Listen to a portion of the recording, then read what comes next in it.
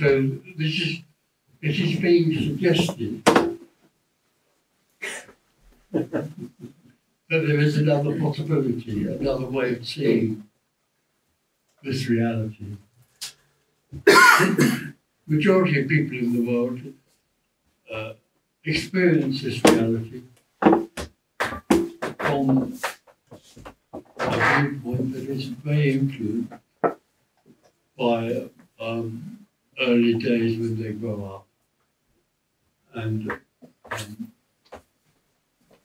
their experience of this reality is largely generated from a basic, fundamental misconception. So the majority of people that live in the world see this reality from a misconceived viewpoint. And that misconceived viewpoint is that this is real. This is real. Go out in the street and ask people, and they will say, yes, I am real. This world is real. The universe is real. Everything that's happening is real. It's happening to me. And I have free will and choice to influence what's happening. This is major, incredibly major misconception most people live in. That's why we have, to some extent, that's the influence of the world that we live in today. So what is happening in this world at this time is a huge frustration and anger about not being able to find what the seeker longs for. Because directly, at a very early age, individuality is taken on. At a very early age, suddenly there's a sense of being an individual. It's a contracted energy that seems to enter the young child, and when that contracted energy seems to enter or seems to arise in the body, awareness arises with it. And directly that awareness of that energy arises, there's a sense of individuality that arises with that. And that is the beginning of the I am dream.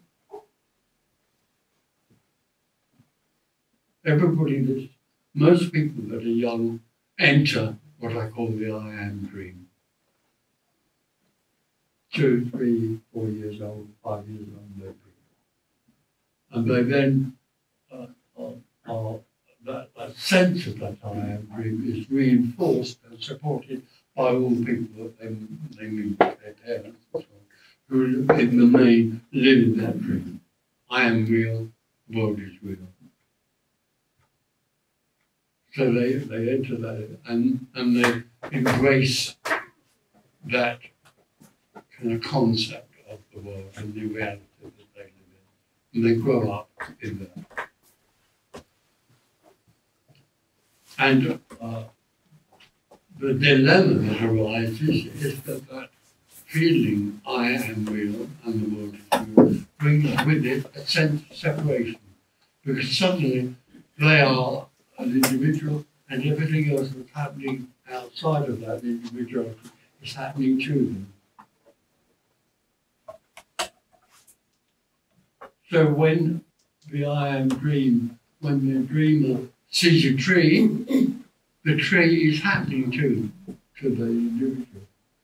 Something out there is happening to them. And somehow the feeling that the tree is happening to them makes them separate from the tree. I am the individual and the tree is over there, it's separate from me. And the feeling that comes up, or the experience that comes up of separation, is somehow unsatisfactory. Most people in the world don't even recognize that. But their feeling of not being satisfied, even though it's not necessarily recognized, is somehow compensated for.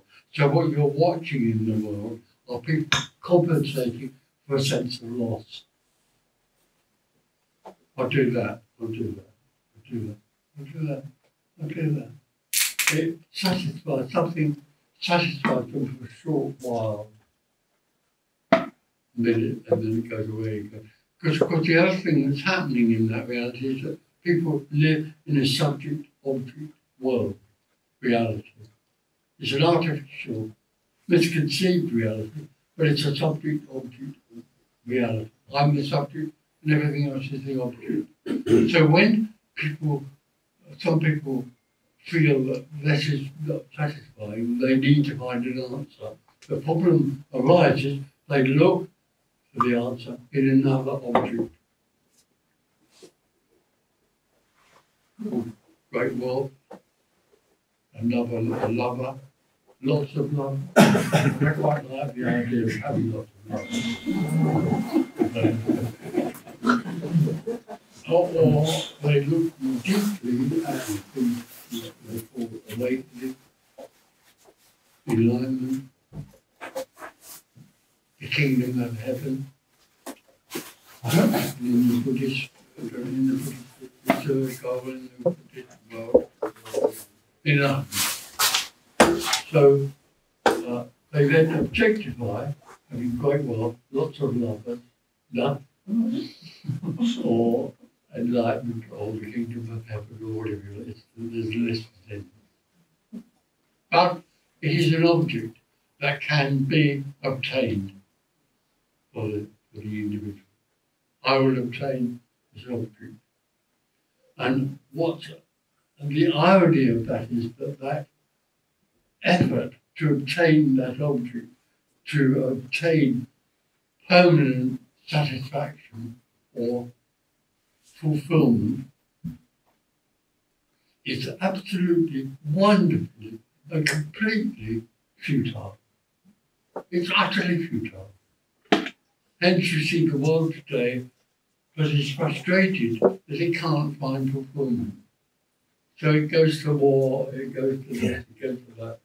All the frustration enough people and anger that's arising in the world today is arising out of the dissatisfaction of not being able to find an object that will fulfill permanently in that person's life.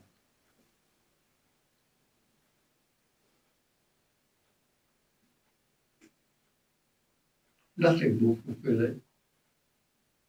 Because what is looked for,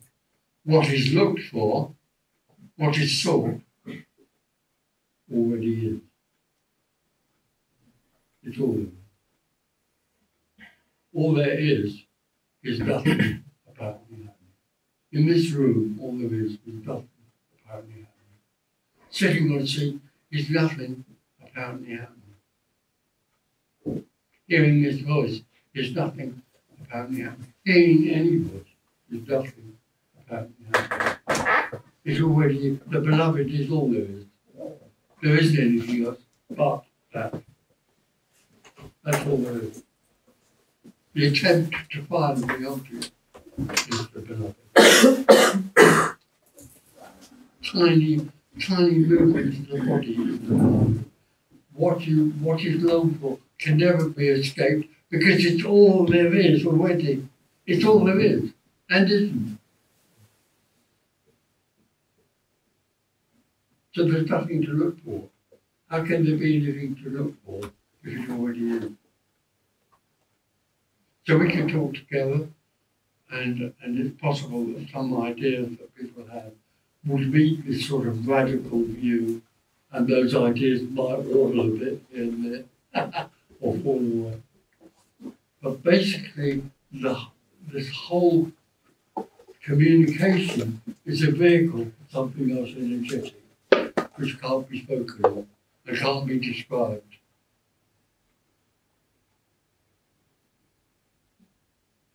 And if suddenly the whole illusion of there being somebody and the world being real is no more, what is there cannot be described.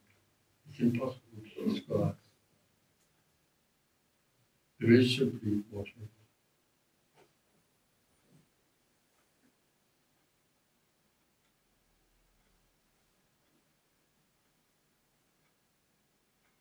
So Tony, in that sense, would you say the world is as perfect as it can be? Or just perfect as it can be, it's perfect. Which is what it is. Which is nothing apparently happening. So in terms of, I'm not working on the word perfect. I was never a perfectionist. But it cannot be other. It's full, it's whole. But it's only an appearance. But it cannot be other than it is. Sorry? It cannot be other than it is. No. So it is what it is. It is what it is. is. It's only an appearance. So it's nothing apparently happening.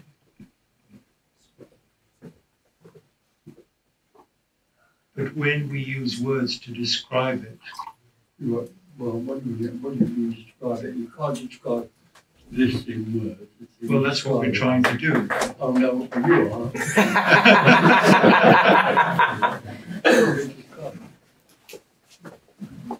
Okay, when we use words, whether we're trying to describe it or not, we conceptualize it. And is that a distraction from reality? It's just conceptual. That's what it is.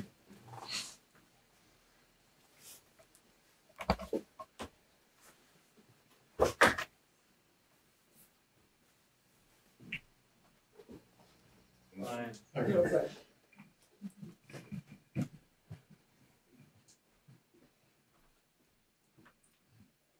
Hello, how are you? Tomorrow. Big one with petty plate. Till the last of the time.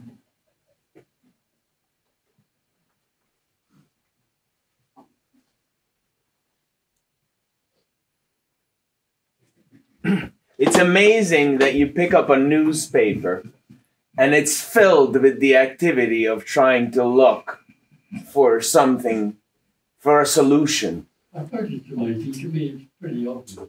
Yeah, well, yeah, I understand that to you it is, but when it sort of dawns on you that all of that is just an activity to fill up this lack. Because this is what's suggested here it's not even raised. It's the fact that you have to look for something is a given in society. Absolutely. Okay. And you're actually not doing your part if you're not looking. Well, in a way. Especially where I'm from in America, you know, everybody must constantly fill up their lives with activity. There's nothing right or wrong with that. That's what's apparently happening. Yeah. It's just exhausting. Oh, but yeah, I'm always waiting. For the description of the undescribable, and it can't happen.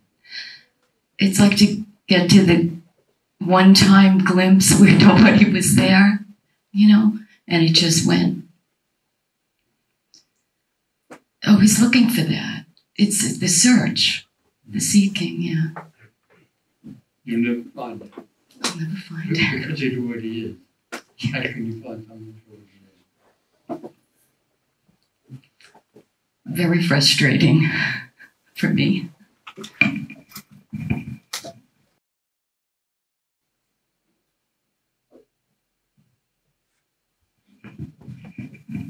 Hi, Tony. Over here.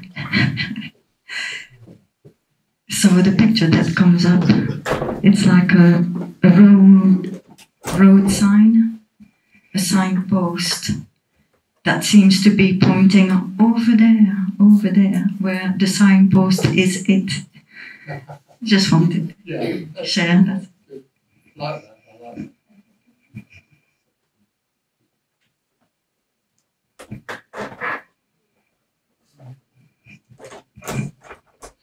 Hi, Tony.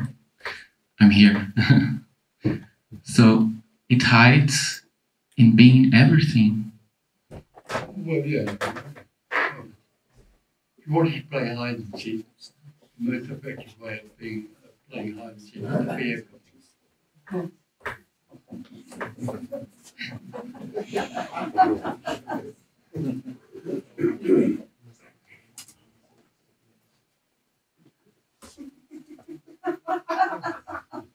Including the one who's looking, yes. Oh, yeah, it's not. Okay.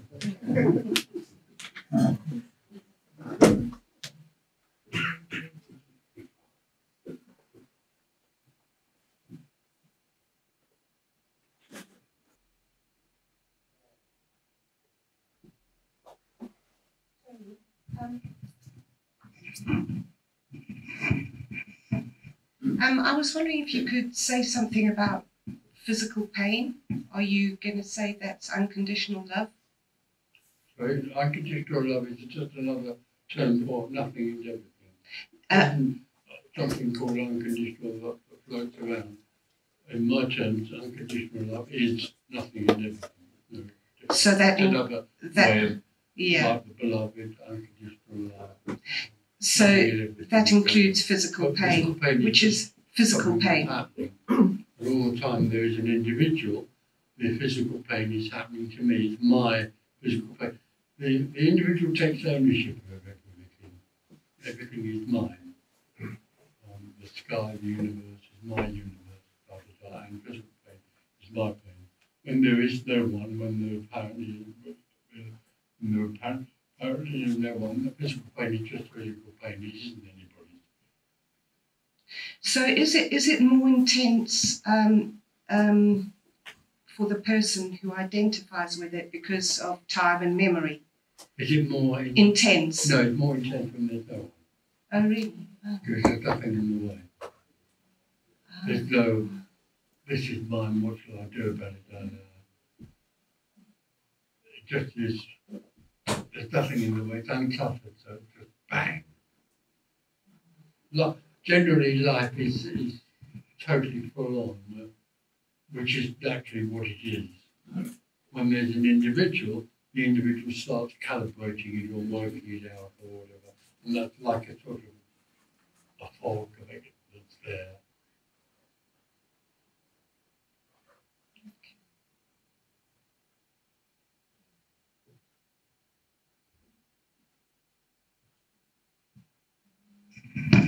There's nothing that can be done. There's nothing right or wrong about anything. Obviously, there's nothing right or wrong about that. That is nothing apparently happening. Could you say anything about intuition? Because one part of me thinks it's like antenna or something perceiving the nothing, and another a part of me thinks, well, maybe it's just another illusion. No, it can be intuitively. This can be intuitively felt or intuitively recognized in a way that makes it sound like it's something that actually happens. There is a sort of intuition about it. It's interesting that AI has no intuition. I find that interesting. Thank you.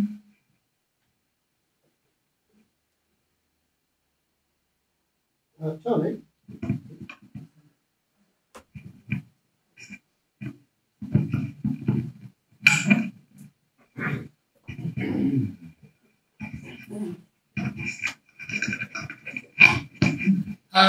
Just to touch on what you said earlier about the sense of separation, a small child develops a sense of separation. I thought I would just touch on the fact that on very rare occasions, the opposite can happen. For instance, my son here never developed a sense of separation. And the people around him, society, teachers, social workers, psychiatrists, try to push the sense of separation on him. When he's gone through life with just a sense of wonderment and the immediacy of just this, that's how he sees it. For instance, he's a very talented musician. And he told his poor piano teacher when he was 3 or 4 years old, he couldn't understand what the fuss was about because the notes are already there. Right. So, Yeah, like. Of course, that's just a story. yeah,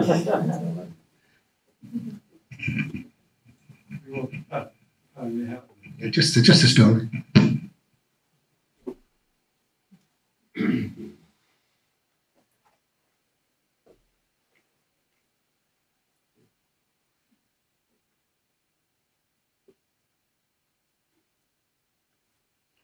Claire, what's that word I couldn't think of? Resonance. Right? Resonance. Say it loud. Resonance. Resonance. Intuition is similar to something called resonance. It isn't anybody's intuition, it isn't anybody's resonance, but in this room there's a sort of resonance.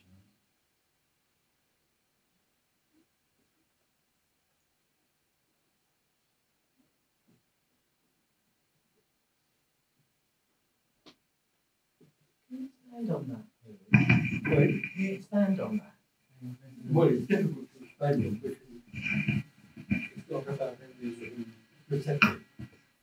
But it is what we're looking for.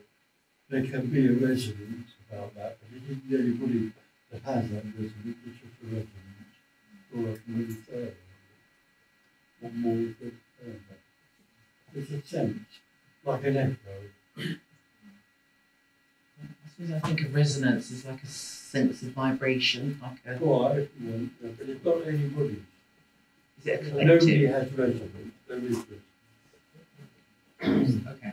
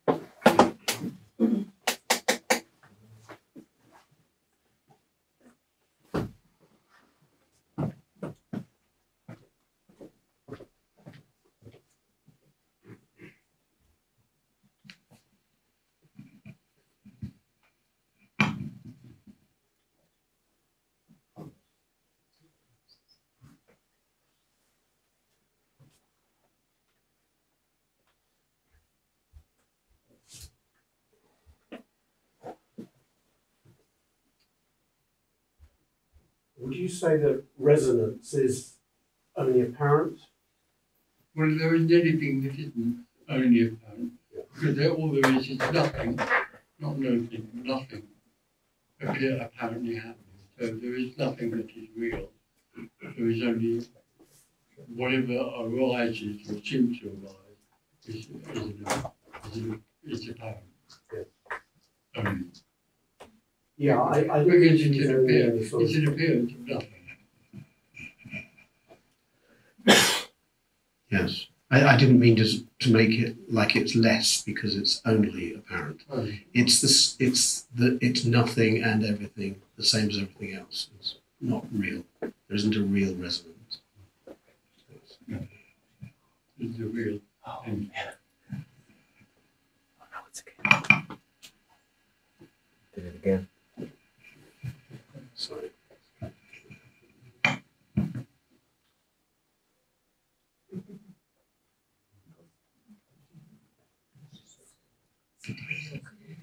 Hi, Tony. Is it possible you can tell us anything about death then? Death. Yeah.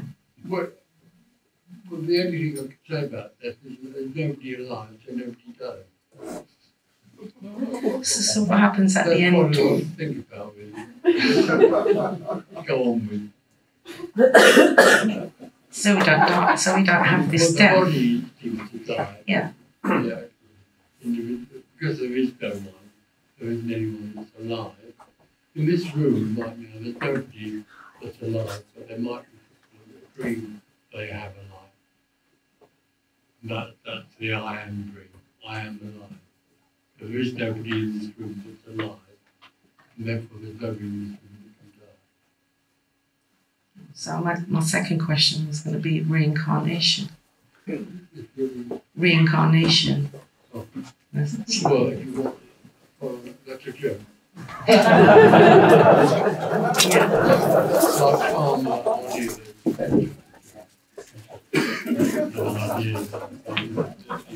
Dreamer. As far as the individual is concerned, the individual is determined to survive. So one of the ways it tries to survive is to devise the idea of reincarnation. I will never die because I will reincarnate.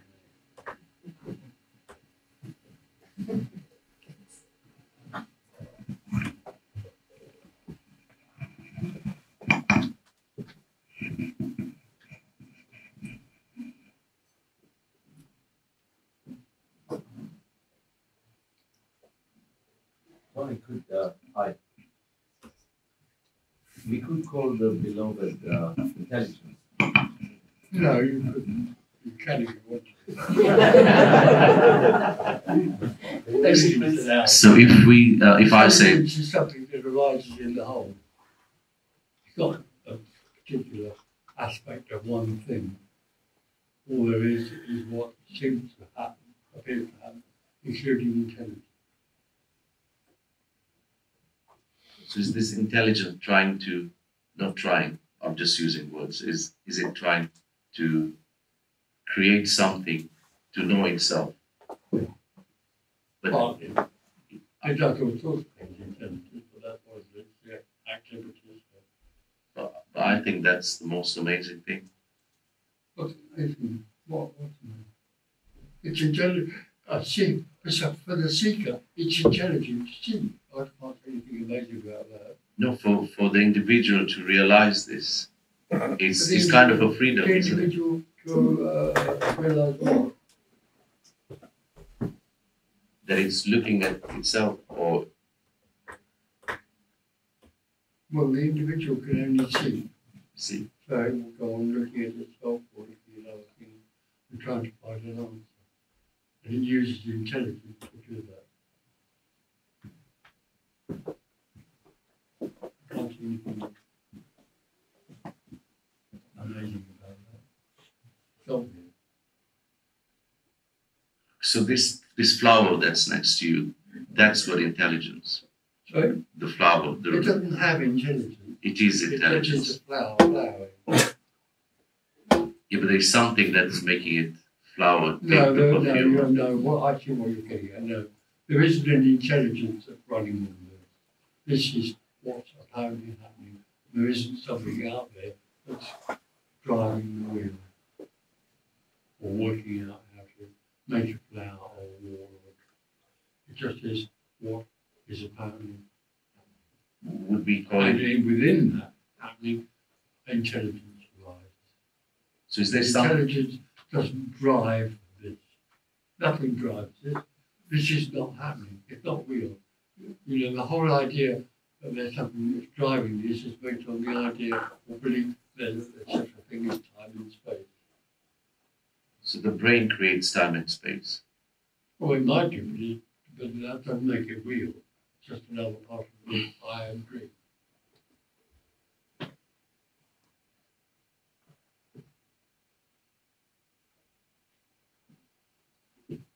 Tony, does the brain create consciousness as well? No, it doesn't. No, there is no creation because there is only this. Where does consciousness fit Into the dream. Consciousness is part of the dream of the I am dream. I am a real person and I have consciousness, or there is consciousness. Consciousness is a form of knowing which only arises in dualism.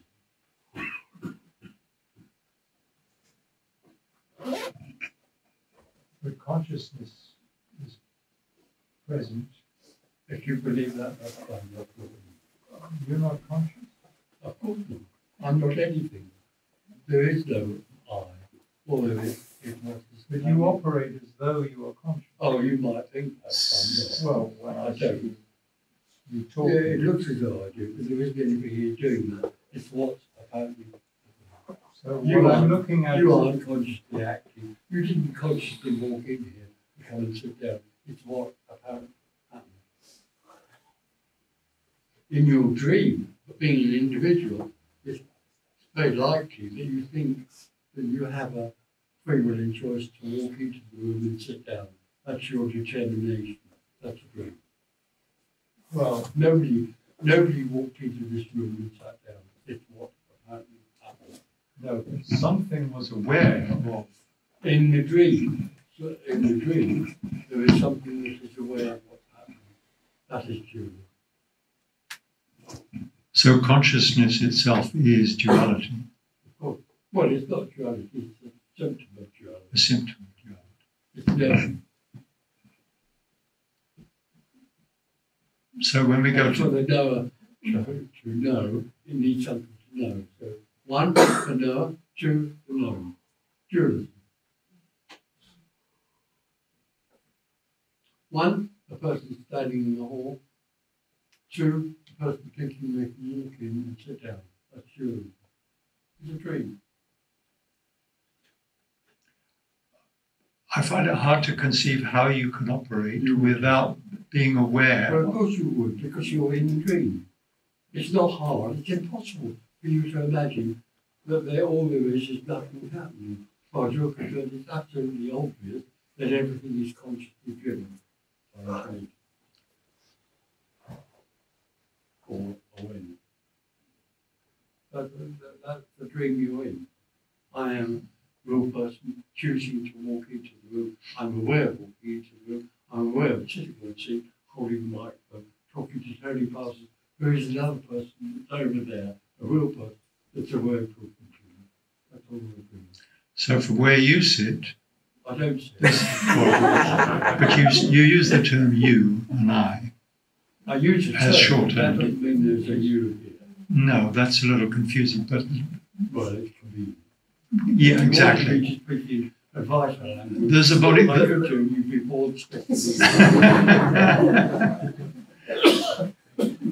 There's something there which apparently. There's something there. Which is. There is apparently something there. There's something there. There must be something here. But that can still exist and survive. Well, if there's two nothings, the two non-existent. There aren't two nothings. Apparently happening. There aren't two nothings.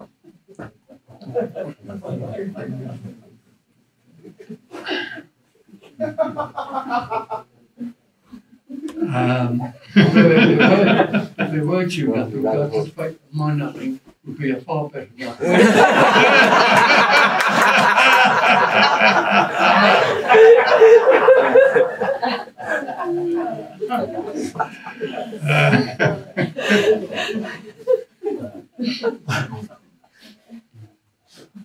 Well, you can't really go beyond to nothing, can you? No, except that you believe you could. The individual believes they go anywhere. So all this talk of consciousness and awareness is complete baloney. No, no, absolutely not. That will make you wrong or something. No, it is the language of the dreamer. It's the language of the pluralism. Awareness and consciousness is the language of pluralism. It's a very large part of the language of dualism. So what? Well, from us dualists. The dualists. Dualists. Yeah. Well, we spend our lives. I'm not a member of that party. They have to survive, and in order to survive, they have to make themselves, or they have to make consciousness an important part of their existence. All part of the survival.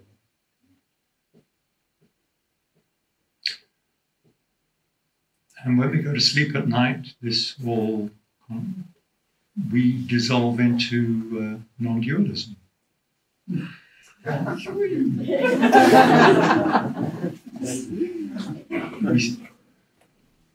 Tony, is there a separation from you?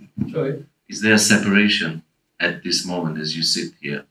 Do you feel a separation? Look, okay, you're not here. When right? are you going to wake up? Give me a smack. You are amazing. I'm still, even after yesterday and today, I'm still someone who's sitting here.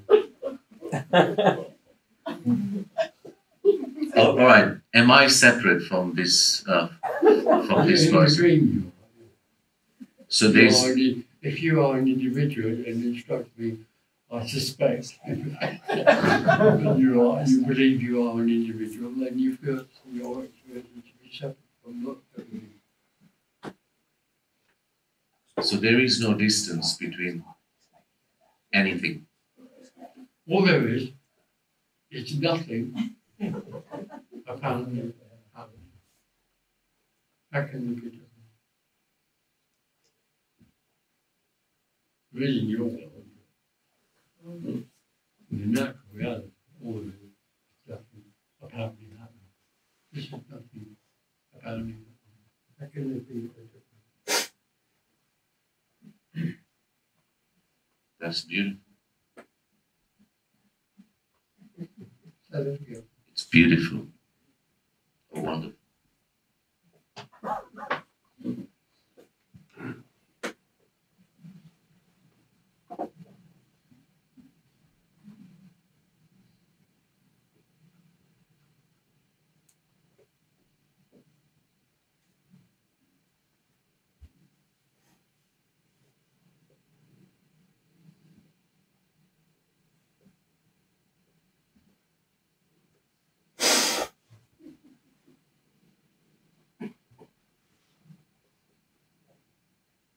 Tony, if nothing is apparently happening, what is the point? No point. This existence is utterly without meaning or purpose. It's completely and utterly and beautifully pointless.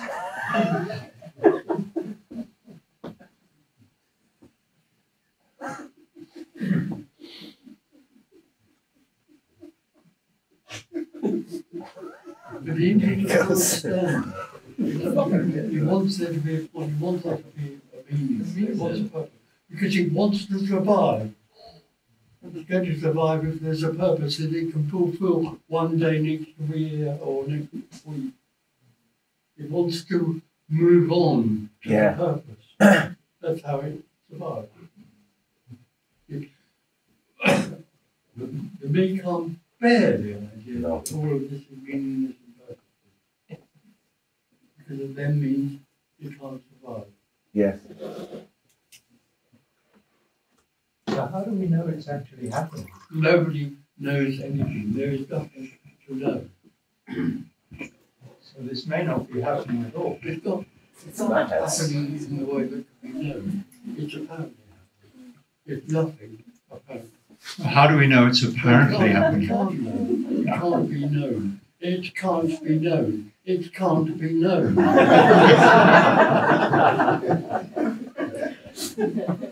Where's the knower? The knower is the known.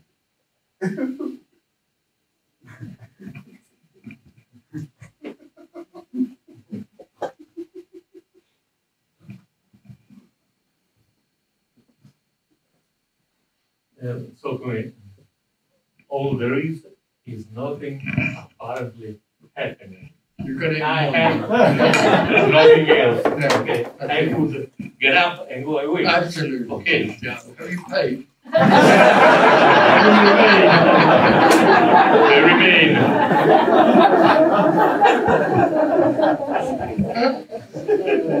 Tony, I understand there's no one understanding, but there's an understanding happening. Now, the thing is, what apparently we're doing is, obviously creating this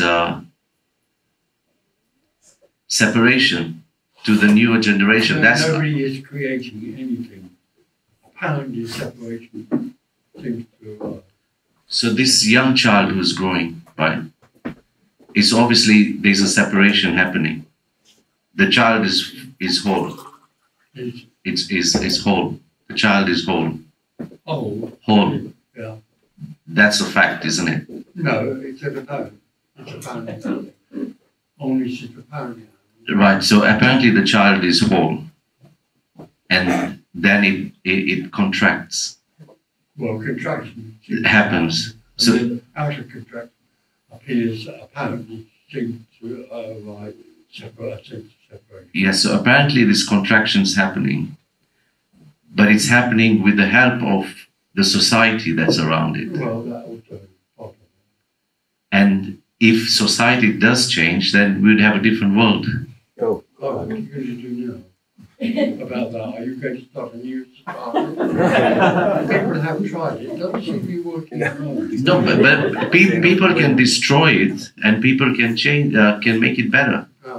Because there are people who are destroying it. it. This has nothing to do with better or worse.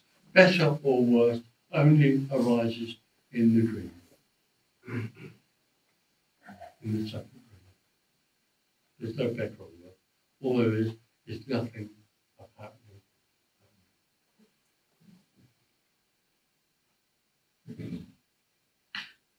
But Tony, you see, you're talking about the world, altering the world.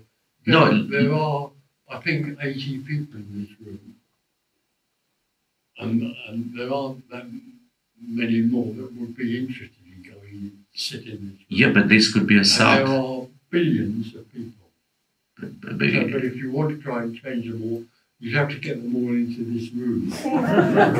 No, but what I mean is not. I have to find that quite attractive. Because you could charge them 10. Tony, what you, the message you're giving is revolutionary, right? It is, it is revolutionary. And what we are doing is try to avoid it.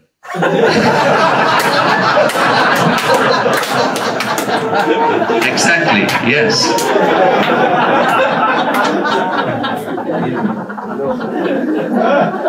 Tony, the kids born here, the kids born every single minute.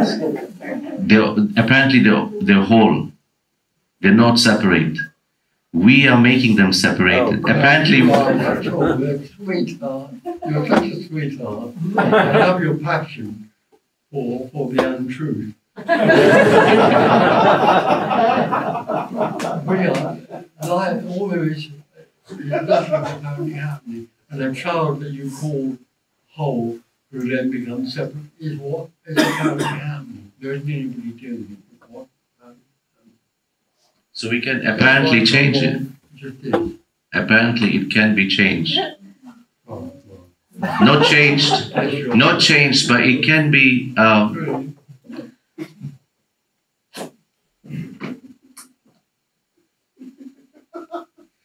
There's no need to change anything. Everything is absolutely perfect because it is all nothing. The child is born perfectly, right? But we alter it. There is an alternation happening where we no, we don't do anything. Apparently we're doing it. No, it has to go through. If you think we do, that's because we're telling the child you are separate. There's someone telling that this is nothing about it.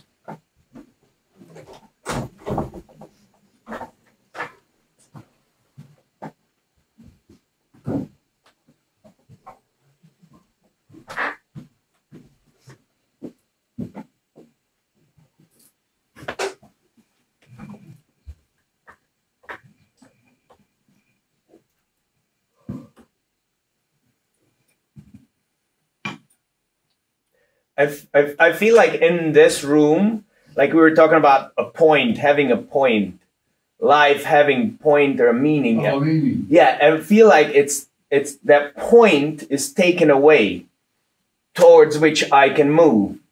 because I'm in constant movement in the world. I operate and I'm always being pulled towards some sort of really fulfillment is what I'm looking for at the bottom of all of it. And when I step in here, the point is taken away. I have nowhere to go. And that can sometimes manifest with great elation or sometimes great fear or great sadness, because all of that energy that I move towards, it just comes up. I feel all of that coming up, and because it's a stop. Yeah. And it's the only thing that gives that wonderful feeling of freedom that you speak of. Yeah. It's tremendous. Yeah. Thank you. Thank you.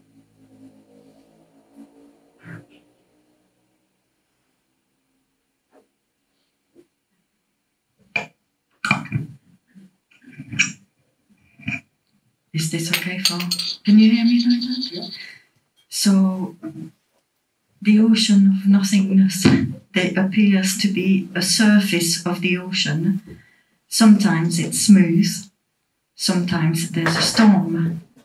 And being an individual, non-dual, in a duality world, the smooth surface of the water sees the storm. Oh, we can control the storm.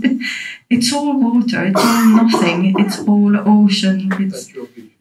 Yes, that's well, I guess it's an understanding. Well, it feels more like a vision. A vision, yeah. Thank you. Thank you.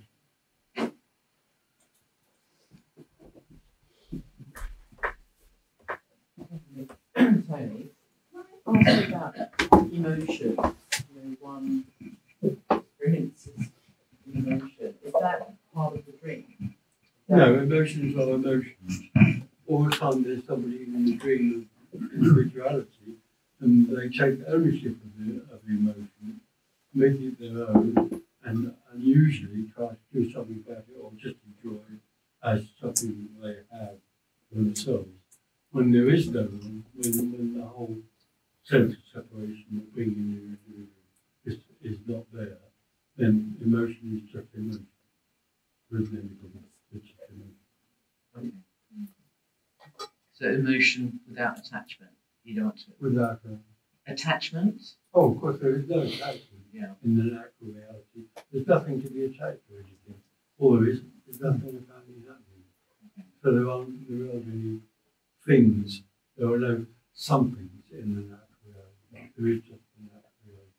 And within the natural reality can arise emotion, apparently, which have no meaning or purpose of any kind. But if I'm experiencing joy, for example. No, hold on, where are you? Are you an individual experiencing joy, or is there just joy? I see. Okay. Well, otherwise. Yeah, okay, got it.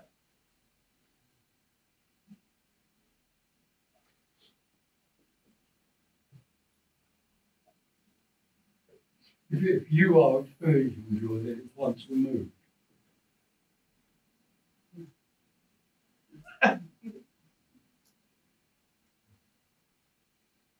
In the natural reality, everything is absolute, full on, unbridled quantity. Wham!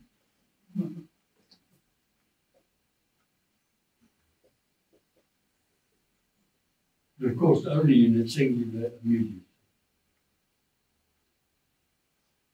All there is a singular immediacy of nothing happening.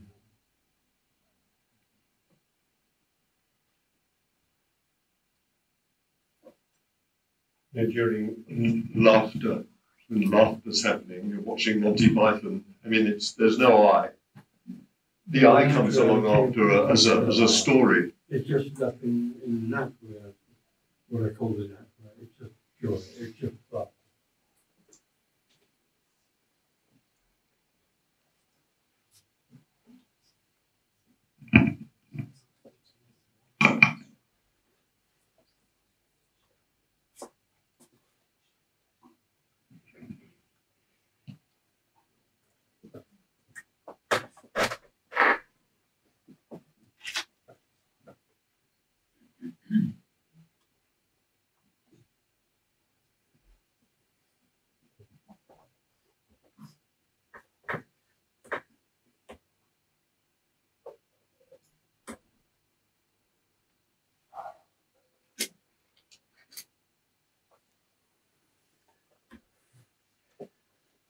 I feel like I'm ashamed that I exist. Really? No, really. And also I feel guilty if I don't do something about it. So you're driven.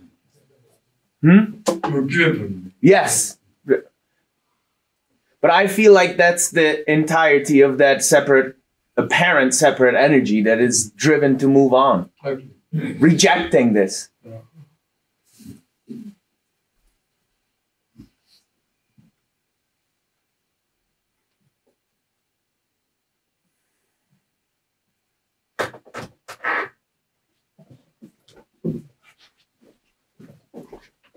And that's the gift here, is that it's the gift here that I can't reject it. Oh. In this room. It feels, yeah, choicelessly, because almost like it coming here puts a stop to that. And even, it's uncomfortable, but it's still a total in loveness because something recognizes that there's this freedom or something. There is a freedom.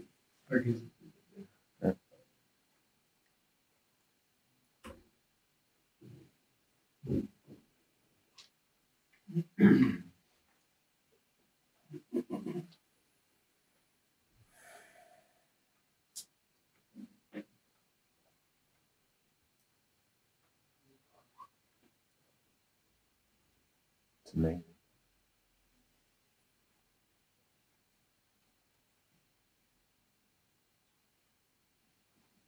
This freedom, is it something that just happens?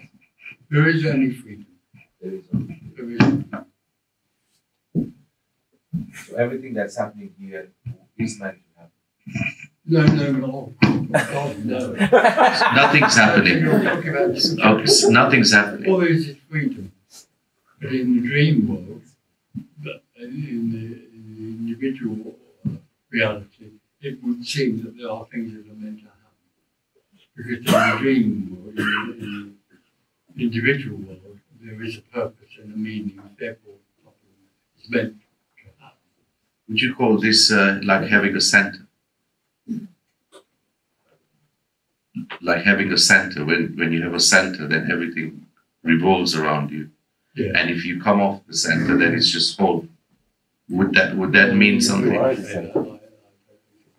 Because it feels like there's some. You don't come off the center. There is only an artificial center called you, the me, around which everything resolves and happens. And what would you explain? Sorry for jumping one subject to the other. It's just there's too much. Yeah, I'm sorry. It's only that I feel I probably have once in a lifetime opportunity to speak to someone like you. So I would. Sorry, like you know what I mean. But it's lots of things just coming.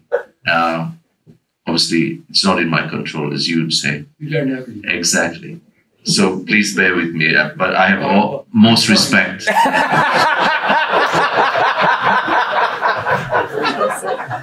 But I have a lot of respect for you because you don't have to. I would say you're one in a million.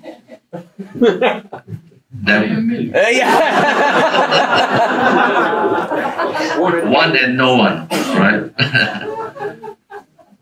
But see, I missed what I wanted to say. Oh, that's a relief.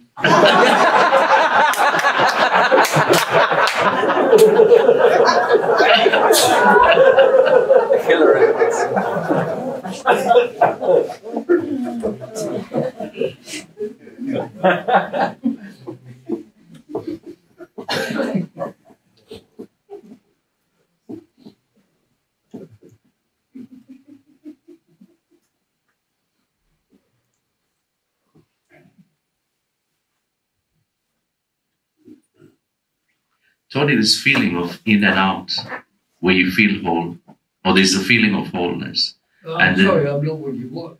Who's feeling in and out?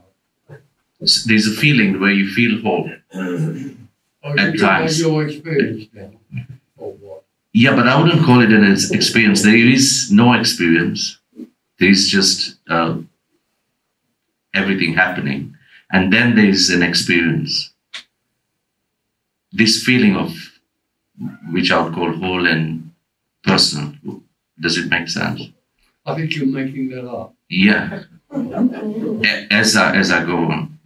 Well, so this feeling where it's just... We're not getting anywhere. No? Because you're just saying things to please me. Not really, no. When you just have. You're making it up because you think that would be a way into talking to me. We can't talk like that. It's just something to understand. Bear with me. So there's a feeling where there's just observation. There's no thought going on. And then there's one feeling where there's someone who's looking. These two seem to go on and off. But they're both the same thing. It's both the same thing. Still in the dream. Observing or whatever is all part of the dream. There's an observer. So there's an observer and there's no observer. And observed. So there's a play that goes on. And that's what I feel. I don't know what you're talking about. Are you telling me that you've got a play going on here? I can tell you, my sense of it is that it's all the same thing. Yeah.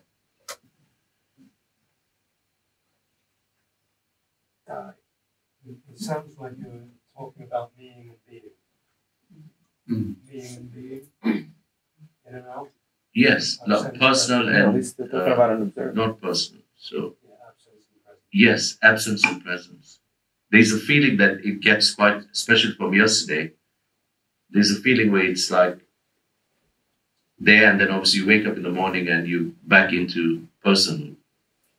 But you have a feeling of losing up, like just. But personally, what I feel is the mind itself tries to bring things up, and you get drawn into it. That's what I feel. And once you're drawn into it, you kind of get a center of a person. You're in the dream. You're in the dream. But you're saying that there's no choice to stay away from it. There's no choice. So it's something that just happens. And when it happens, there's no one to say it's happened. Well, there's no.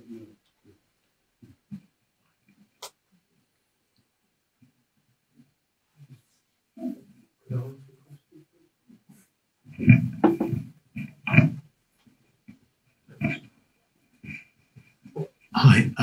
So the question is, you were talking about experience.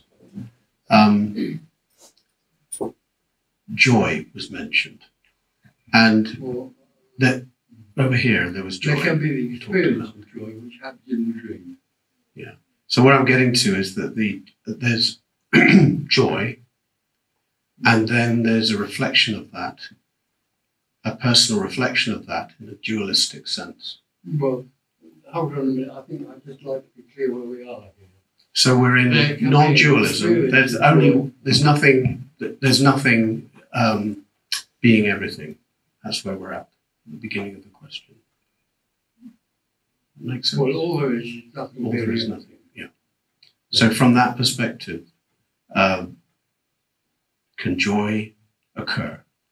Well, of course it does, and it can either be an experience, which is in the dream, I have joy, or in the natural reality, it's just joy. Would you say that there can be the existence of just joy? And no, that's what I've just said. Yes, what you've just said. There is just joy. But you're implying I'm implying perhaps that there's a sequence. Well, you are. So the individual. There's no sequence of anything. There's no sequence. That's exactly where I'm trying to get to. So there's joy. There's the individual creates a sort of sequence in a sense that he says, "Oh, I'm joyful. I'm experiencing joy." I mean, but there's no real experience. The individual lives in apparent time. Yes. Would you say then that there's no real experience? Of course. Well, it depends what you mean. In the naturality, of course there's no experience. Because for there to be an experience, there has to be something that's experienced. That's dualism. In the naturality, there is only this.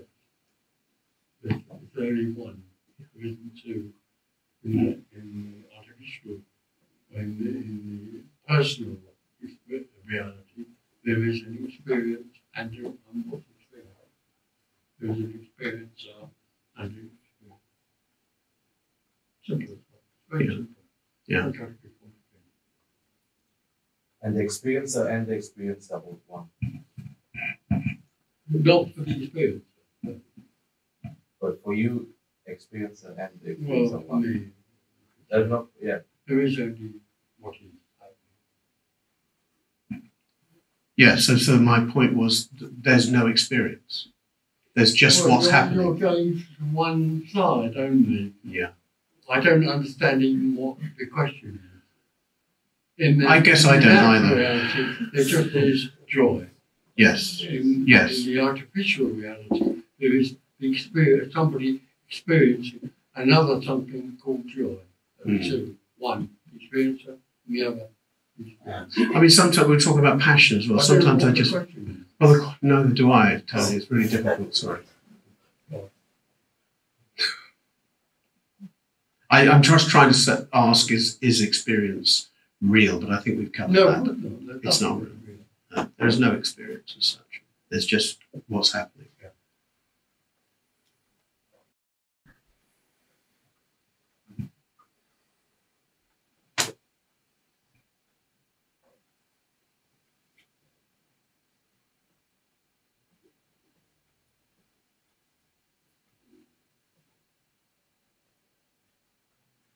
You could say, perhaps, that the energy of the individual is like a question mark.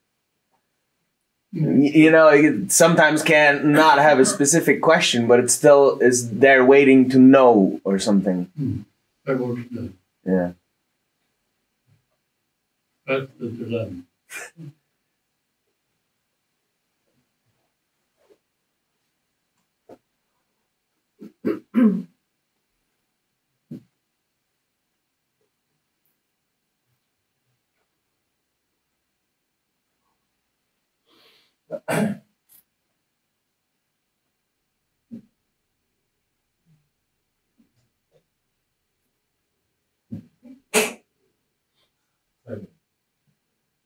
You talk about trauma and contraction. Trauma? Contraction. How the body might sort of hold. Well, when contraction seems to happen, they can arise a sense of trauma. Trauma can happen. There's not much to say about that. Well, I can't say much about it. It's trauma. It's an unbalance in the mind about sense of person. And that creates a sense of separation. It's right. That creates a sense of separation. No, that doesn't create a sense of separation. A sense of separation. A sense of separation comes out of the sense of being an individual. So contraction arises. A sense of contraction arises.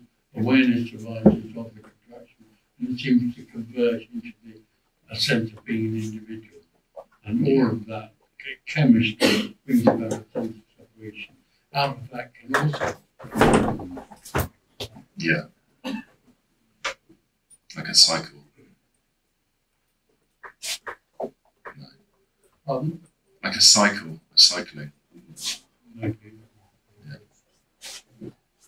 I don't really know what I'm asking. Just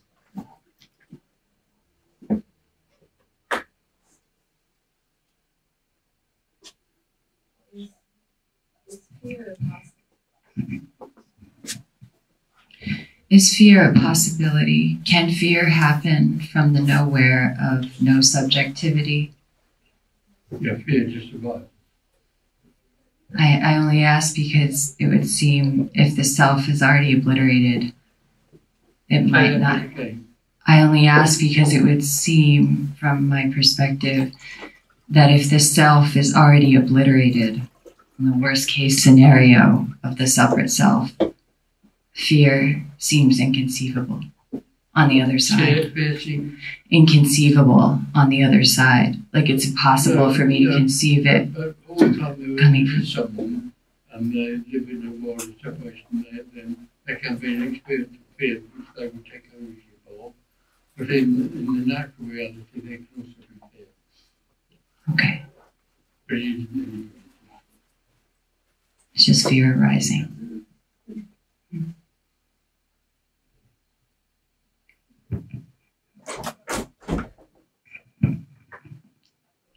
Hi, Tony. It's utterly hopeless for the me.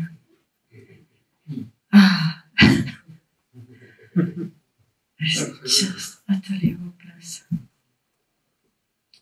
And because it's not there, there's no control over the end of its own dream. Well, there is no. No, because there's no one there for control. That's the hopelessness is absolute.